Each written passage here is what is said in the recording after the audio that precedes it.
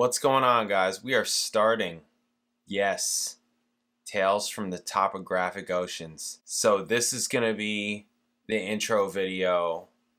There's not going to be a song. I'm just going to go do my spiel, do my thing, do my, rundown of information. And then the next video, I'm going to be doing the song, the first song, right?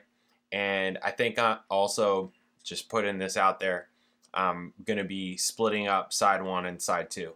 Just because of how long they are, my time, all that kind of thing. Cool? So, alright, that's what we're doing.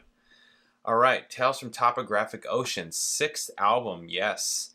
December 1973, first studio album to feature drummer Alan White, who had replaced Bill Bruford. John Anderson devised this concept during the Close to the Edge tour when he read a footnote in Autobiography of a Yogi by Paramahansa Yogananda that describes 4 bodies of Hindu texts about a specific field of knowledge collectively named Shastras, Shruti, Smriti, Puranas, and Tantras. After pitching, I'm sure you're all laughing at me trying to say all that. Okay. After pitching the idea to guitarist Steve Howe, the pair spent the rest of the tour developing an outline of the album's musical themes and lyrics. Rehearsals lasted 2 months in London, during which the band decided to produce a double album containing 4 side-long tracks based on each text, ranging between 18 and 21 minutes. Jesus. Keyboardist Rick Wakeman was critical of the concept and felt unable to contribute to the more experimental music that was being produced to fit a double album, and distanced himself from the group. Yes decided against recording in the countryside in order to use Britain's first 24-track machine at Morgan Studios, where they decorated the studio to resemble a farm. Oh my god. Roger Dean incorporated suggestions from the band into the album's cover art, which inspired his designs for the stage used on its tour. Okay. Tales from Topographic Oceans received mixed reviews upon release and became a symbol of the perceived excesses of prog rock, but earned a more positive reception in later years. It was a commercial success, becoming the first UK album to be certified gold based solely on pre-orders. Wow. And spent 2 weeks at number 1. In the US, it peaked at number 6. Certified gold in 74 for surpassing 500,000 copies. Yes toured the album for 5 months across Europe and North America, the first half of which featured the entire album performed live. Wakeman, who is against playing the whole album, quit the band at its conclusion to continue his solo career. 2003, the album was remastered. All right. Yeah, wow. I mean, Wakeman has not been in this band for that long, and all of a sudden, boom, gone. Oh boy. At least it wasn't Steve Howe.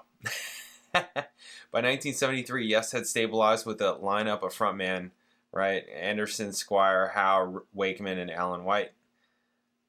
Close to the Edge was released to commercial and critical acclaim. Band toured worldwide to support. From July 72 to April 73, Anderson had begun searching for ideas for their next album during this time, one of which involved a large-scale composition, as the group were writing successful long-form pieces, including the 18-minute Close to the Edge, right?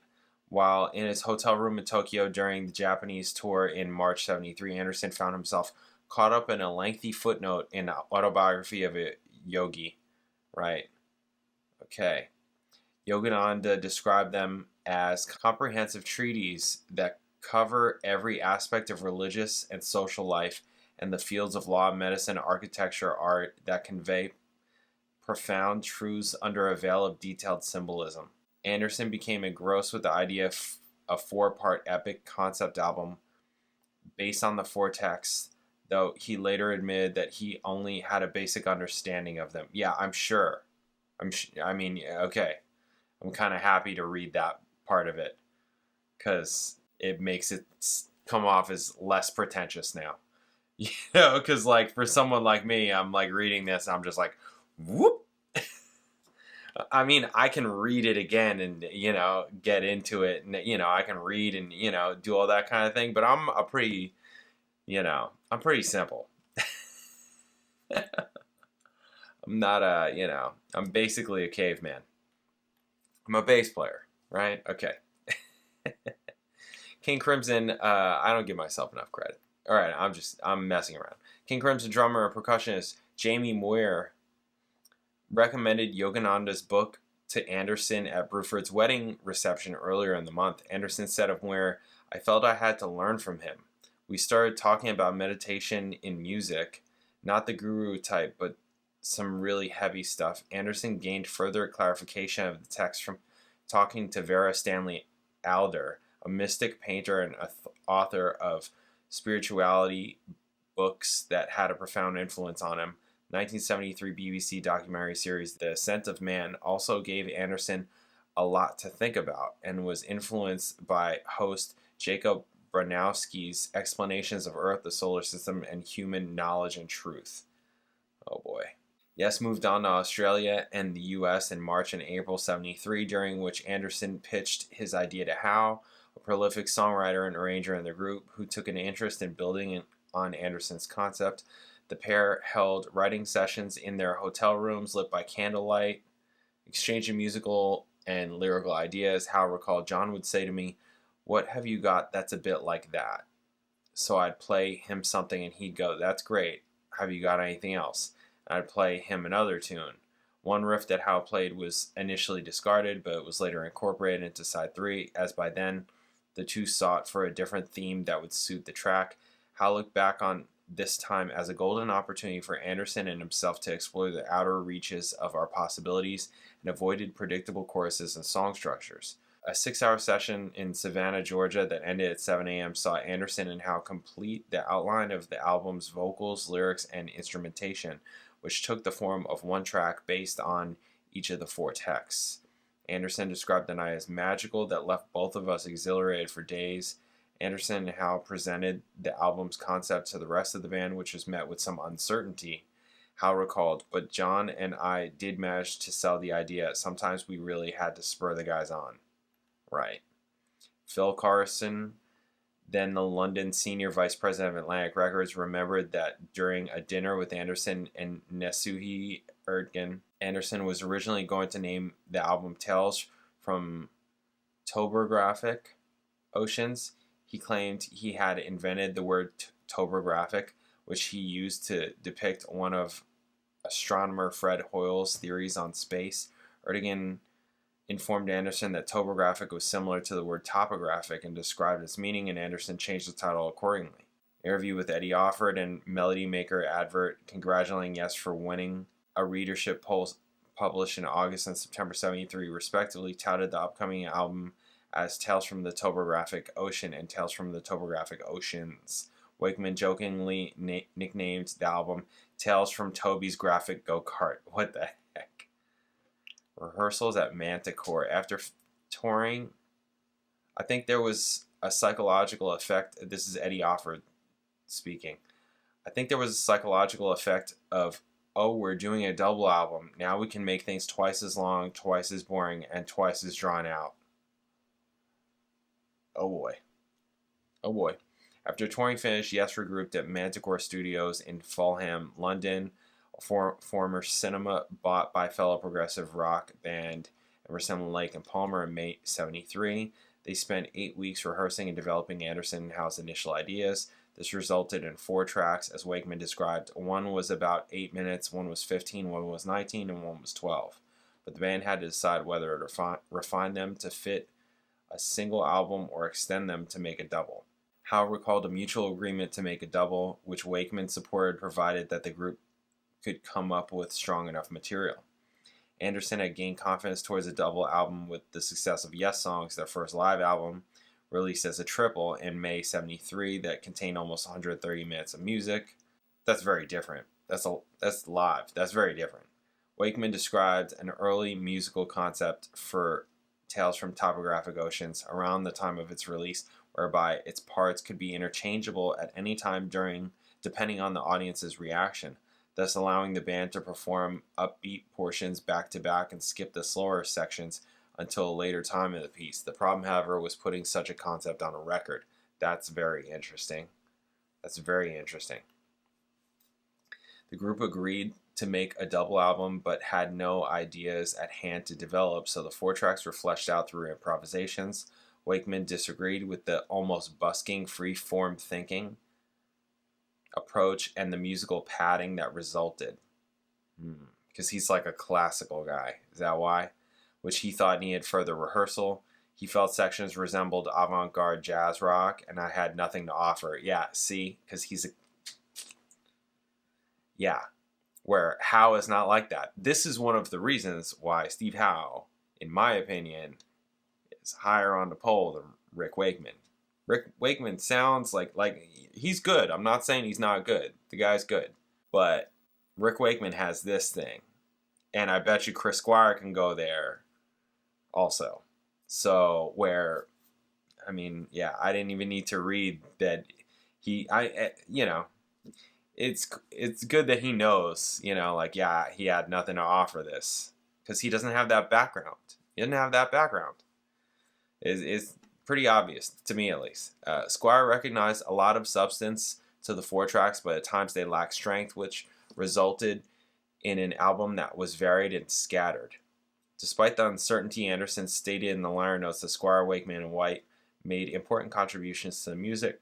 Anderson looked back at this time and thought the band were on the same page, but disagreements from Wakeman and producer Eddie Offord marked the end of the period of elusive harmony that had been in the group since Fragile. Even though, you had the album Fragile and also Close to the Edge, both of which referring to the fragility and Close to the Edge the group dynamic had been, right? That's kind of interesting.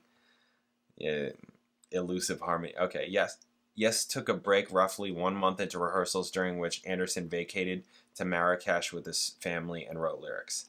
Group were split in deciding where to record. Anderson and Wakeman wanted to retreat in the countryside, while Squire and Howe preferred to stay in London, leaving White, who was indifferent, as the tie-breaking vote. Anderson wanted to record at night under a tent in a forest with electrical generators buried in the ground so they would be inaudible. This guy is such a hippie. But when I suggested that, they all said, "John, get a life." Yes, we're joined by Offord, their engineer and producer who had worked with the band since 1970 and mixed their sound on tour. He pushed their manager Brian Lane to record in the country, thinking some flowers and trees would lessen the tension that the album was creating within the group. Yes were swayed to remain in London, but wanted to avoid the familiar surroundings of Advision Studios and Fitzrovia, so they chose to record at Morgan Studios in Willesden, as it housed the 3M M79, Britain's first 24-track tape machine, which presented greater possibilities in the studio. Despite the advantage, the machine malfunctioned often and required periods of downtime for repairs. Squire worked in the studio for as long as 16-hour days, 7 days a week. Jeez. In 1973, Yes settled into Studio 3 at Morgan for a period of 10 weeks. Lane and Anderson proceeded to decorate the studio to resemble a farm. Squire believed Lane did so as a joke on Anderson, as his tent idea was shut down. Anderson brought in flowers, pots of greenery, and cut out cows and sheep. White picket fences were placed around Wakeman's keyboards with amplifiers placed on stacks of hay.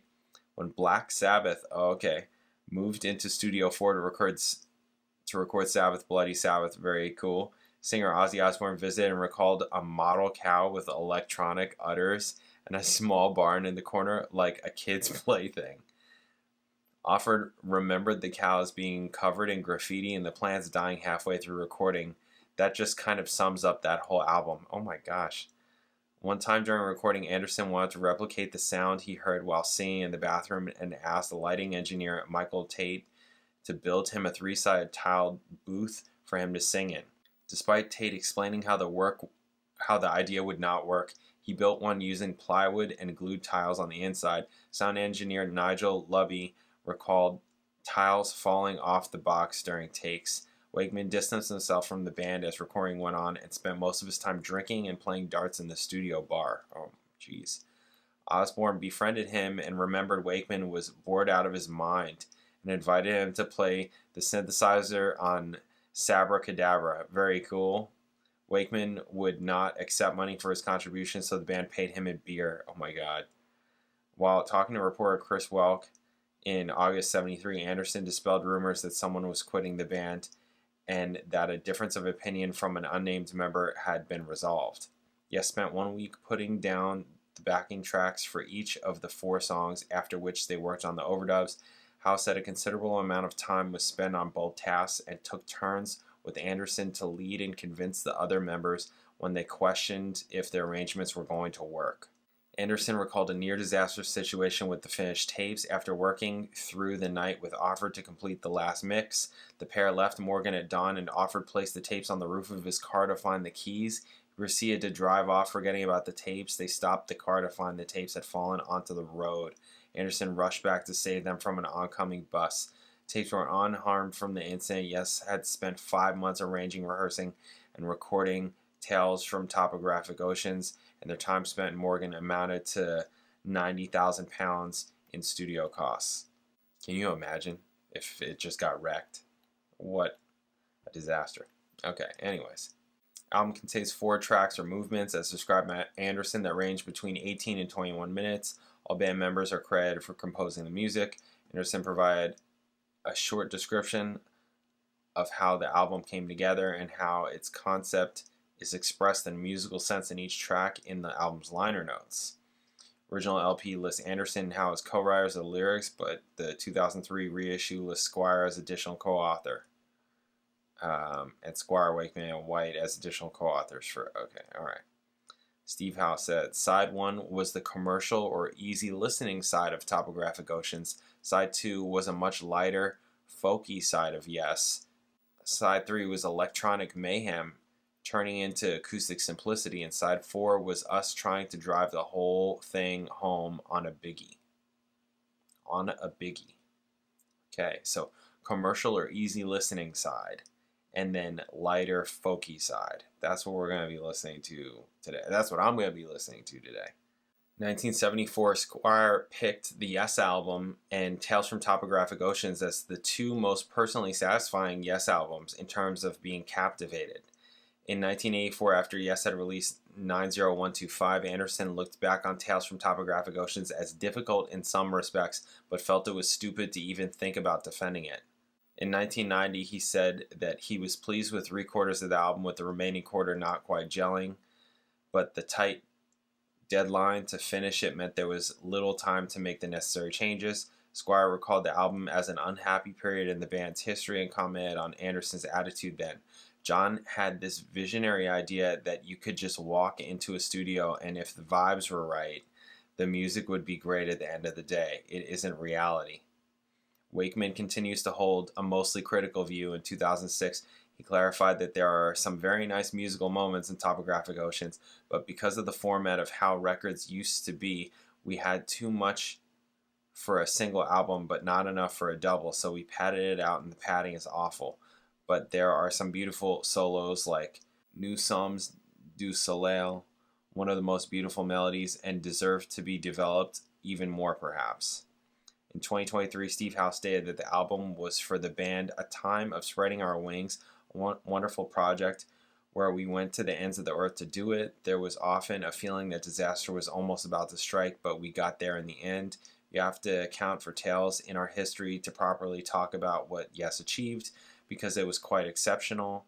I don't think we'd be the same group without it, adding that he was still very proud of it and very pleased with it. Tales is totally epic, and I love it to bits. Okay. That's that. I'm just going to get to it, because, this is a lot of information, a lot of stuff.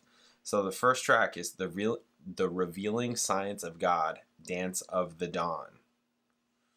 And that's what we're going to check out next, and I'll catch you then. Later.